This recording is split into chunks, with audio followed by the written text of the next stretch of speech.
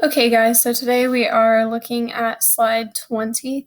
We're going to be talking about Native Americans in the Revolutionary War.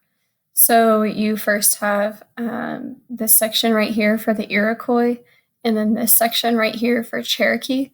You're going to list and describe their involvement in the war, and then what their wartime experience was. And then we will get down here to this funky looking text box at the very end whenever we talk about the Treaty of Paris. So if you click on this link down here, it will take you to your slides for today. Yesterday we talked about women in the Revolutionary War and African Americans in the Revolutionary War. And so today we will be learning about the Native Americans. So we'll first start off with the Iroquois. So starting right up here, it says the Iroquois in the first year of the war, both the Americans and the British adopted a policy of keeping the natives neutral. That changed in 1776 when both tried to win the war over the Iroquois.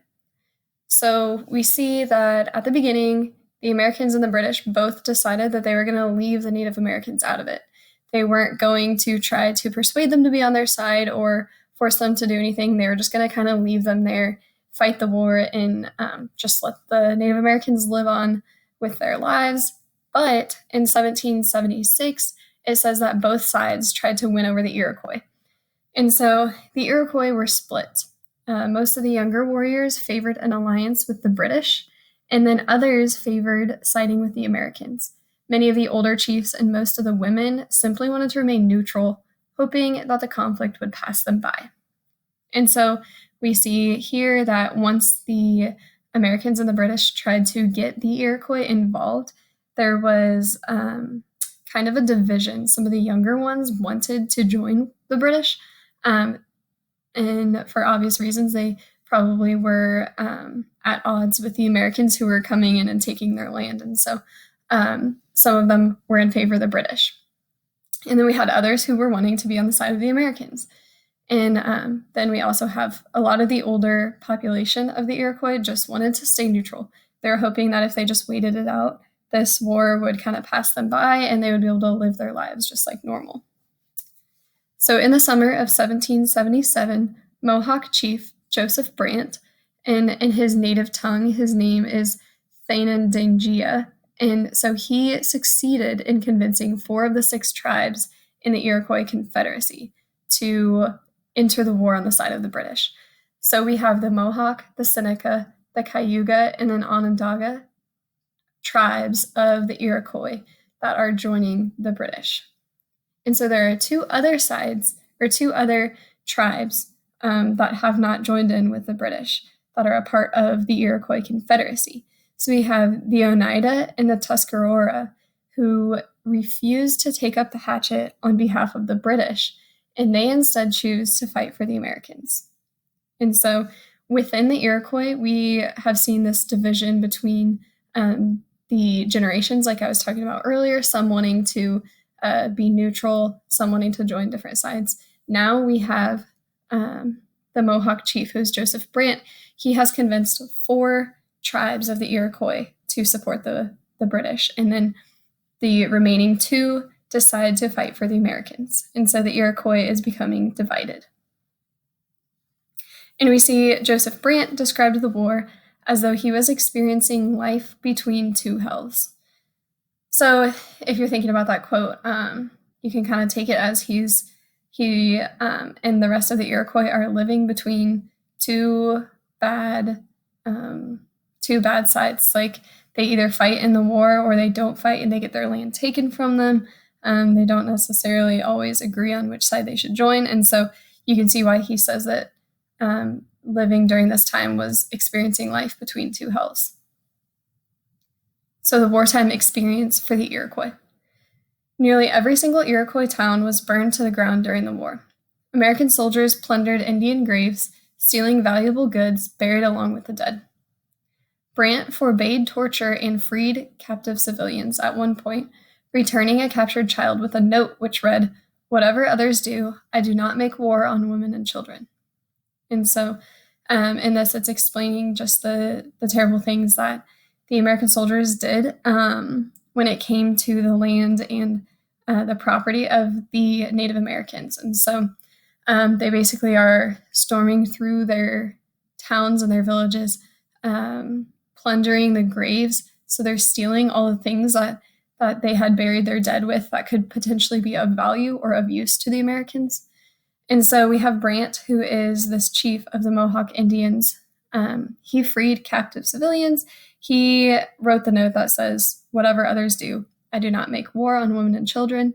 So he's just trying to state his stance on this, that he doesn't support any of this. All right, so you can pause this if you need to and take some notes on the Iroquois and their wartime experience. So we will move on now to the Cherokee. So in 1775, a colonist named Richard Henderson got several Cherokee chiefs to sell nearly all of what is modern-day Kentucky, 27,000 square miles, in what is known as the Henderson Treaty. So we have this colonist who convinces all of these Cherokee chiefs to sell their land to him. And so now the colonists own this land, which is Kentucky. In our modern day today, this is Kentucky. And so they call this the Henderson Treaty. So there was a split among the Cherokee between those young warriors who wanted to fight against the American invaders and the older chiefs who wanted to maintain peace with the colonists, even if it meant accepting the treaty. A young tribal leader named Dragging Canoe, the son of one of the chiefs, led those opposed to the treaty. So again, in the Cherokee, we start to see division based on people who support this Henderson Treaty and people who do not. And so the wartime experience. In 1775, Dragging Canoe led a force of warriors against settlers who had moved onto the Cherokee's former Kentucky lands. Virginia and Carolina militia responded with wholesale slaughter. Between 1776 and 1779, 6,000 militiamen ravaged Cherokee villages and farms, slaughtered men, women, and children, and sold hundreds of captured Cherokee into slavery. Victims even included those Cherokee who did not support Dragging Canoe. Despite the fact that only a small minority of Cherokee had sided with Dragging Canoe, American militiamen made no distinction between hostile and friendly Indians. In the 1785 Treaty of Hopewell, the Cherokee, including those that had refused to join Dragging Canoe in fighting the Americans, were forced to accept a peace agreement that gave up 5 million acres of their remaining land. They hoped that this would be the final land grab by the Americans. And so in this 1785 treaty, the Cherokee are accepting, they're being forced to accept this agreement. And in this agreement, they're giving up 5 million acres of their remaining land. So they're giving up a huge chunk of their land, hoping that this is going to be the last of the land that the Americans take from them. So take a minute and fill out the Cherokee text boxes on your slide. And now we will move on to the end of the war. When the Treaty of Paris was signed in 1783, it made no mention of the Iroquois. The English made up no attempt to help the Iroquois regain their land, even though almost half of the Iroquois population helped them fight. The Treaty of Paris gave the U.S. control over all of the Ohio Valley, even though the Iroquois still claimed much of the land. The Iroquois had little choice but to try and negotiate a separate peace treaty with the Americans. The Americans, however, viewed the Iroquois who had fought against them as a conquered people who had lost the war, and therefore the Mohawk and their Seneca, Onondaga, and Cayuga allies were forced to give up nearly all of their land. So in 1783, we have this treaty, and so this treaty is an agreement, and it's called the Treaty of Paris. And so the English didn't really try to help the Iroquois get their land, and even though the Iroquois were helping the British fight, the British didn't really do anything to help them get their land back after the war.